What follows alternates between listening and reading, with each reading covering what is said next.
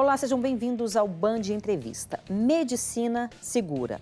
O Conselho Federal de Medicina lançou uma plataforma para denúncias de procedimentos irregulares. Apenas médicos podem registrar os relatos de pacientes que enfrentam danos causados por atendimentos realizados por não médicos, mas que, por lei, são exclusivos de profissionais da medicina. E sobre esse assunto, a gente conversa agora com a segunda vice-presidente do Conselho Federal de Medicina, doutora Rosilane Rocha. Muito obrigada pela sua participação, doutora. Nós que agradecemos. A gente explicou aqui mais ou menos como é que é essa plataforma, mas eu queria que você falasse com as suas palavras e explicasse melhor o que é essa plataforma Medicina Segura. A Medicina Segura, ela é um projeto maior do Conselho Federal de Medicina, cuja a atribuição maior do Conselho é a proteção da sociedade. O que nós observamos é que uma série de fatos trágicos tem acontecido repetidamente com pacientes que são vítimas de procedimentos realizados por profissionais que não têm competência técnica e nem legal para fazer. Então, quando esse procedimento ele tem uma intercorrência, uma sequela, uma necrose, rapidamente o paciente procura o médico. E aí o médico fica numa situação difícil, porque até onde foi a lesão causada por esse profissional sem competência técnica e como fica, então, o procedimento que o médico vai realizar para tentar restaurar esse dano. E os médicos começaram a instar o Conselho Federal de Medicina para que nós tomássemos maiores providências. E aí, agora, diante da plataforma, quando o médico atender o paciente vai passar para o médico todos os dados, onde aconteceu, qual a pessoa que realizou o procedimento, onde foi. Esse procedimento, ele também vai ser registrado com imagens, que vai para dentro dessa plataforma. Se houve necessidade de cirurgia, qual o tratamento que vai ser necessário, qual o tipo de sequela que ficou. Se esse paciente teve que se afastar do trabalho, se teve que ficar afastado com o benefício também do INSS. Vamos acompanhar todo o desenrolar desses efeitos, desses impactos na saúde do trabalhador. Perfeito. Do paciente, perdão. Né? Que também é trabalhador e impacta também, né? Quais os Exatamente. impactos, né, de uma forma geral, causados. Isso. E a gente está falando basicamente de procedimentos estéticos? Estéticos e de outras áreas da medicina também, porque a invasão do ato médico, ela pode acontecer na oftalmologia, na ginecologia obstetrícia, na própria acupuntura e várias outras especialidades da medicina. A gente poderia dar exemplos, porque, assim, às vezes as pessoas que estão em casa ou estão passando por alguma situação ou conhecem alguém que passa por essa situação, mas que, na verdade, não tem um conhecimento mais amplo. Quando a gente fala do procedimento obstétrico, por exemplo, né? Como é que seria essa interferência? A gestante, ela precisa ser acompanhada por um médico para fazer todo o seu pré-natal, o acompanhamento, né? Para a segurança da mãe, da gestante, do bebê. E muitas vezes há uma intenção de realizar o parto em casa sem acompanhamento médico. E nessa situação, aquela pessoa que está acompanhando o parto em casa, esse parto pode ter complicações e isso pode causar um risco para a vida da mãe e do bebê. E isso tem acontecido com uma certa frequência. Certo. Quando a gente fala de oftalmologia? Oftalmologia, por exemplo, o paciente ele vai até uma loja e essa loja, essa ótica, oferece um exame que não é realizado por médico. É realizado por uma outra pessoa, um outro profissional que não tem formação em medicina. E oferece um óculos, né? Só que o que acontece? A perda da visão, a diminuição da acuidade visual, ela pode ser proveniente de um tumor. Pode ser proveniente de um glaucoma, de uma doença que com essa situação de oferecer o óculos, sem essa avaliação médica, pode retardar um diagnóstico e causar um prejuízo muito grave para a saúde desse paciente. Certo. Exemplos bons, importantes. Agora vamos falar um pouco sobre a área da estética, que talvez seja a maioria, né? Sim. Existe uma guerra entre conselhos, federações de outras profissões. Aí aqui eu vou citar, por exemplo, biomédicos, o que me vem na mente agora são biomédicos, esteticistas, né? O que esses profissionais podem ou não fazer há uma grande dúvida, eu acho que em toda a sociedade, né? Porque volta e meia, inclusive, vai para a justiça, procedimentos invasivos, sei lá, botox, que é o que as pessoas mais entendem. Botox é um procedimento invasivo, tem que ter uma agulha, né? Preencher, e outros procedimentos estéticos aí. Como a sociedade pode saber? O ideal seria um médico, mas às vezes vai com aquela mentalidade, o barato que geralmente sai mais caro. Agora, no sentido legal, o que cabe aos, vamos botar na categoria não médicos, quais os procedimentos que eles podem fazer? Não sei se a gente consegue ter essa clareza. Sim, a gente consegue ter essa clareza. A primeira coisa é entender qual é a função de um conselho profissional. O conselho profissional ele existe para proteger a sociedade daquele mal profissional, certo?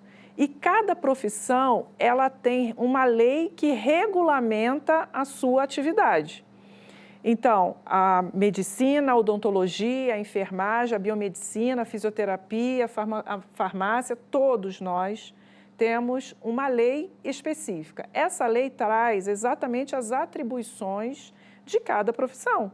E, obviamente, essas atribuições, elas estão vinculadas à matriz de competência da área de formação na faculdade, da área de formação acadêmica que você teve na sua faculdade.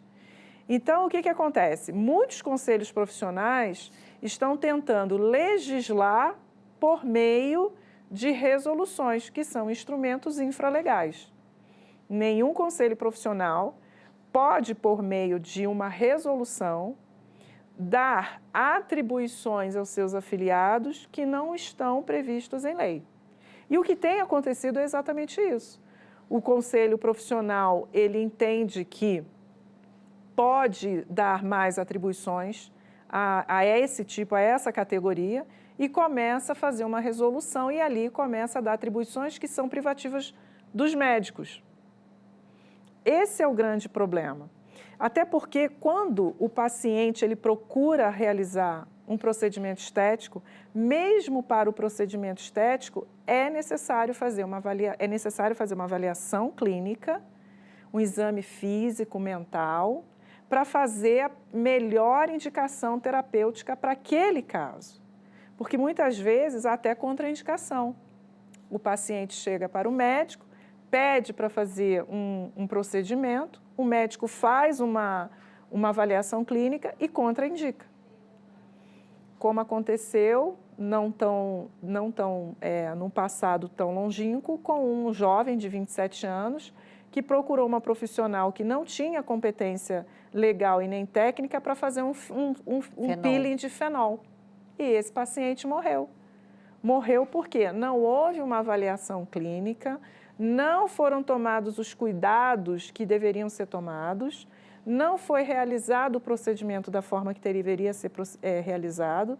E veja a irresponsabilidade, essa pessoa fez um curso de pouquíssimas horas pela internet com uma outra profissional que também não era médica.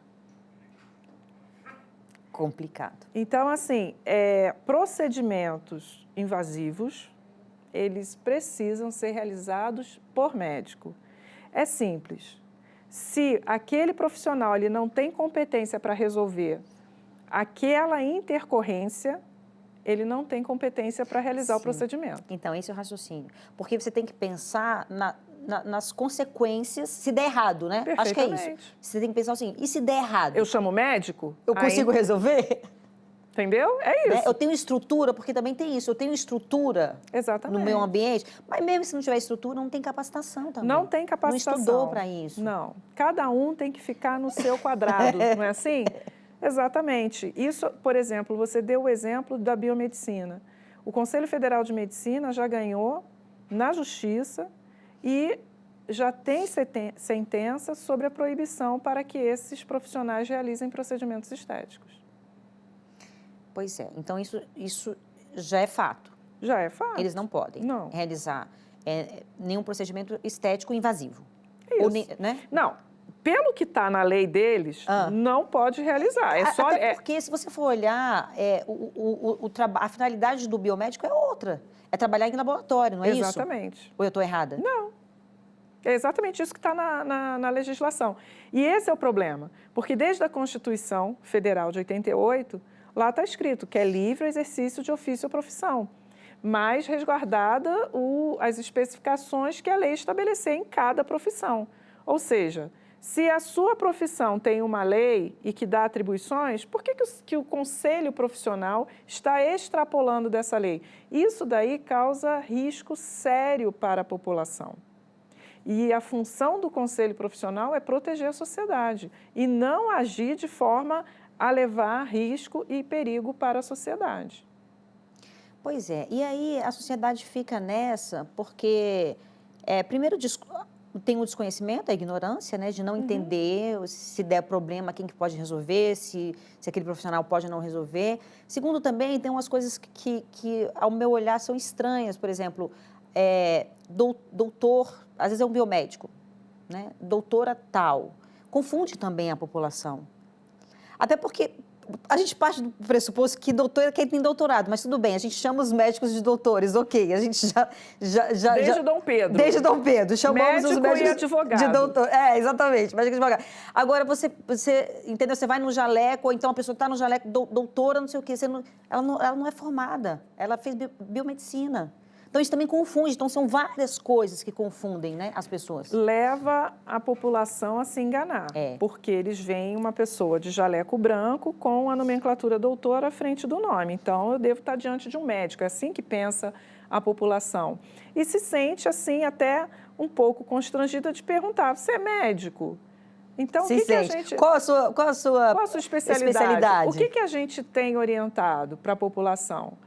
Entre no portal médico, procure o nome, se esse médico está regularmente inscrito, porque também tem pessoas que estão atuando como falsos médicos, né? Também. Então, tem que verificar se realmente tem um registro. Ou que perderam também. Ou que foram cancelados, né? Foram cassados. Isso é importante. E aquele médico, é importante verificar se ele também tem uma qualificação naquela especialidade. Também é importante para que o paciente ele tenha a opção de escolher o médico que ele quer. Ele confia no médico, ele tem conhecimento do trabalho desenvolvido por aquele médico, mas ele precisa saber a formação do médico. Ele não pode ser enganado em nenhuma hipótese, né? Verdade.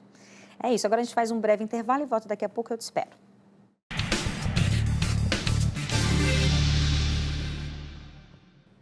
Estamos de volta com o Band Entrevista, hoje falando sobre o lançamento da plataforma Medicina Segura. A nossa entrevistada é a segunda vice-presidente do Conselho Federal de Medicina, Rosilane Rocha. Doutora, o que é considerado o exercício ilegal da medicina? Está previsto no Código Penal Brasileiro, no artigo 282, o exercício ilegal da medicina. É exatamente aquela pessoa que exerce atribuições privativas de médicos, mas que não tem a formação em medicina e não tem o seu registro regularmente inscrito no Conselho Regional de Medicina. Porque a lei, ela fala exatamente sobre isso, que nós precisamos ter o nosso registro no Conselho Regional de Medicina do estado onde estivermos atuando. Correto. E aí, no Brasil, em média, são registrados 2 casos por dia de exercício ilegal da medicina. É muita coisa. É muita coisa, mas está subnotificado, acredita? Acredito. O que acontece? O Conselho Federal de Medicina fez um levantamento por meio de boletins de ocorrência nos estados e também sobre as ações que tem lá no CNJ. E o Conselho, então, recuperou 9.600 casos. Mas, com toda certeza, é subnotificado, porque nem todas as secretarias de segurança têm esses registros. Muitos pacientes que são vítimas não fazem esse registro, muitos não fazem. Então, a nossa ideia de criar a plataforma é exatamente trazer números fidedignos para que o Conselho Federal possa levar às autoridades competentes do nosso país, para que possamos ter ações mais efetivas nos estados para a proteção desses pacientes, da sociedade em geral. Sim, até porque a gente está falando de algo muito grave, muito sério, né? Que pode custar a vida da pessoa. E a punição para esse crime, você considera razoável? Sim, vai até a detenção também, mas aí existe, por exemplo, alguns outros dispositivos legais que também compõem, né, a capitulação do delito para que os policiais possam, então, enquadrar essas pessoas. É muito grave, porque muitas vezes essa lesão causa sequela irreversível, com perda funcional e até morte. Sim. A gente vê, vamos imaginar aqui, que há danos causados, inclusive, por médicos. Sim. Né? Sim. E que são médicos, como a gente está falando aqui, que estudam para isso, são preparados para isso, são preparados para alguma emergência. Imagine se der algum problema com pessoas que não sabem absolutamente o que fazer. E é uma pessoa que precisa de um atendimento emergencial, às vezes precisa de uma UTI, né? Porque quando a gente está falando de alguns procedimentos, toda uma estrutura precisa ser montada, que muitas vezes não tem. Não tem. Nós sempre destacamos isso na nossa fala. Todo médico que, por ação ou omissão, causar dano a um paciente, ele vai responder um processo ético profissional. No ano passado, o Conselho Federal de Medicina, ele ganhou uma premiação do CNJ pela fiscalização, pelo número de fiscalizações e também pelo sistema de fiscalização do Conselho Federal de Medicina, que é nacional, engloba todos os conselhos. E isso aí foi feito para dar segurança aos pacientes, dar segurança à sociedade. Sim. Aquele médico, ele é punido. Quando ele não tem a formação específica daquela especialidade, mas ele realizou um procedimento e causou dano, esse fato, quando ele é culpado, né, quando configura a culpa dele, o fato dele não ter essa formação na especialidade é um fator de agravamento da sua pena. Então, o Conselho Federal de Medicina, ele tem, o sistema conselhar, os conselhos regionais e o Conselho Federal de Medicina, tem um acompanhamento, uma exigência e uma punição sobre os médicos. Agora, o que nós estamos vendo é que não acontece o mesmo com os outros conselhos profissionais. Ao invés de ter uma fiscalização, ao invés de ter esse acompanhamento, o que nós estamos vendo é o quê? Eles estão elaborando, editando resoluções que são institutos infralegais para dar atribuição a esses profissionais que não têm formação técnica para isso. Sim. E aí você abordou um ponto muito interessante também, que é outra questão, porque a medicina ela tem um leque muito amplo. Sim. Né? De profissionais especializados. Então, por exemplo, um médico que é clínico geral, ele pode, eu sei que ele não está capacitado, mas ele pode fazer uma cirurgia plástica? Poder, ele pode. Tá. Pela lei, ele pode. Entendi. Mas ele deve? Ele vai conseguir fazer essa cirurgia plástica? Ele vai colocar o paciente em risco? E ele causando um dano ao paciente, o que vai acontecer? Entendeu? Então, assim, ele vai responder processo em todas as esferas, ele vai ser culpabilizado e ele vai ser apenado. E por ele não ter a formação em cirurgia plástica, a pena dele vai ser agravada. Então, esse cuidado com o paciente, para nós nos conselhos regionais e federal de medicina, é amplo, é para a sociedade e envolve os médicos também. Por isso que nós temos tanta atenção à questão da formação. Por isso que nós estamos vendo aí o trabalho que o Conselho Federal de Medicina está fazendo junto ao Senado Federal para a criação da prova de proficiência. Importante. Porque nós precisamos... Assim como os advogados, né? OAB, né? Seria um paralelo, né? Exatamente. Porque o que nós precisamos? De médicos bem formados para atender a população. Nós temos um número de médicos grande no país. Nós estamos formando 45 mil médicos por ano, mas nós queremos médicos bem formados. É verdade. Isso é um ponto muito importante. Em todas as profissões, mas quando a gente fala da medicina, então... Porque um médico, quando ele erra, ele pode levar aquela pessoa à morte. Exatamente. Né? Ou estragar com a vida, né? De uma forma vida, causando sequelas, causando sequelas irreversíveis. Um médico mal formado numa emergência, a questão de minutos ali é muito importante. Essa questão do tempo para a gente no atendimento de emergência, ele separa uma sequela, morte e vida. Né? Então, a gente precisa realmente que toda a população, que os parlamentares rapidamente aprovem o Profimed, que é a prova de proficiência. É isso que nós estamos pedindo, porque esse é um ponto importante para que tenhamos médicos cuja formação lhe capacite para atender as pessoas, porque senão nós vamos ter médicos com CRM que não vão ter capacidade de atender a população. Com certeza. Seria uma prova prática? Sim, teórica e prática, né? Porque vai avaliar tanto o conhecimento quanto as habilidades e as atitudes, tudo, né? O profissional completo. Importante. Aí ele só poderia atuar após ele se forma no curso de medicina e só poderia atuar se ele passar por essa prova. Exatamente. Nessa prova. Porque é o que acontece nos outros países. O Brasil é o único que o médico sai da faculdade e vai atender a população. Nos outros países eles precisam fazer uma prova de licenciamento. E o que a gente está querendo implantar é exatamente isso. E como o MEC avalia alunos, né, e escolas, quem vai avaliar o profissional, o egresso, é o Conselho Federal de Medicina, assim como acontece com o Conselho Federal de Contabilidade e o próprio Conselho Federal da Ordem dos Advogados do Brasil, né? Entendi. Importante. Agora a gente faz mais um breve intervalo e volta daqui a pouco, eu te espero.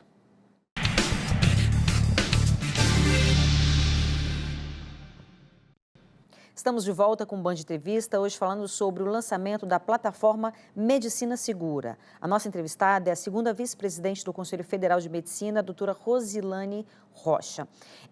Doutora, essa plataforma já está funcionando? Já está funcionando. E o que nós precisamos? Que os médicos alimentem a plataforma. Sim. Então, essa plataforma ela só vai ter vida e ela só vai trazer dados fidedignos se os médicos que atendem os pacientes fizerem o preenchimento do formulário. Não dura mais do que 10 minutos, talvez menos, e isso aí garante informação que vai ser utilizada pelos conselhos junto ao Ministério Público, junto ao PROCON, à Vigilância Sanitária, a Polícia, e também como denúncia junto ao conselho profissional daquele profissional que realizou o procedimento. O que falta hoje no Brasil, além de uma conscientização da sociedade como um todo, como a gente estava falando aqui, né? Sobretudo com relação às mulheres, porque é claro que a imposição, o olhar, o peso do olhar para a mulher, ele é muito maior, então a mulher, ela se vê numa situação em que ela tem que ficar cada vez mais jovem, muitas vezes fazendo procedimentos que não precisam fazer, mas aí é uma cultura também que precisa ser revista. Paralelo a isso, o que falta? Falta fiscalização, da própria Anvisa, falta fiscalização dos conselhos. O que falta para que a gente possa realmente evitar que esses casos atrozes aconteçam com as pessoas? Vários estabelecimentos de estética não são vistoriados, porque parte-se de um princípio que ali não está sendo realizado procedimento invasivo. Ok. Então, a vigilância sanitária precisa fiscalizar esses ambientes para que ali possam verificar se ali realmente estão realizando procedimentos que não são invasivos, que são da área da estética, e aí está tudo certo, ou se existe algum procedimento que não poderia ser realizado ali, salão de beleza, em vários locais, né? Até em casa mesmo, a gente vê pacientes que foi na casa de alguém e ali naquela casa foi realizado um procedimento na rua. Recentemente nós vimos uma reportagem em que aparecia um falso médico aplicando uma medicação emagrecedora em uma pessoa. Então, a gente precisa ter essa conscientização. As pessoas precisam parar de achar que é um procedimento simples, que é algo que não é invasivo, que é algo rápido e que não vai incorrer em nenhum risco. É uma anestesia local. A anestesia local ela pode ser tóxica. Ela pode fazer uma lesão arterial, uma lesão em nervo, ela pode causar uma sequela, um caso ali de alergia grave naquele paciente e ali naquele local não tem instrumento, não tem aparelho para fazer ali os procedimentos de ressuscitação daquele paciente. Então, a gente precisa mostrar para a população o que é dito que é simples, o que é dito que é sem risco é mentira, né? A população precisa ficar alerta. Quer fazer um procedimento estético? Procure um médico. Pois é o que a gente estava falando aqui, é o barato que pode sair muito, mas muito caro. Muito caro. Preço nenhum vai conseguir pagar, né? Que é Exatamente, a vida de uma pessoa. A gente vê tantas reportagens, tantas matérias com relação a isso, então é isso mesmo. E aí, enfim, essa plataforma, ela prevê que seja feita, aumentado, vamos supor, que haja de fato uma fiscalização e que haja de fato uma punição para que seja separado o joio do trigo, né? Exatamente, porque não é uma reserva de mercado, não é uma questão de corporativismo médico. O que nós estamos falando aqui é proteção da sociedade. Aquele paciente que é vítima de um procedimento realizado por um profissional que causou nele uma lesão, uma sequela, um dano, ele vai precisar procurar o médico. E o médico precisa passar, porque nós precisamos ter esses registros, porque 6.500 casos está bem subnotificado. Sim. Nós estamos vendo a cada dia pessoas morrendo por procedimentos estéticos. E outra coisa, quando a gente vai ver a notícia, esse profissional que fez tem 100 mil seguidores no Instagram, tem 200 mil seguidores, 800, e aí 800 mil, ele se coloca na rede social como uma figura muito experiente, bem formado para aquilo ali, mas não é. Uhum. E a pessoa leiga que gosta de rede social e que quer ir naquele que parece que é mais bem preparado, é leigo porque não é da área, né, da medicina, da saúde, não está nesse meio, ele acaba sendo enganado. É isso. Olha, muitíssimo obrigada pela sua participação. É sempre muito bacana conversar com você, viu? Estamos à disposição. Foi uma alegria participar. Obrigada. Alegria nossa. O Band Entrevista fica por aqui. Obrigada pela sua companhia. Você pode nos acompanhar pelo YouTube, no canal Band Brasília e no Spotify, no TV Band Brasília. Aproveite seu final de semana. Até sábado que vem. Um beijo. Tchau, tchau.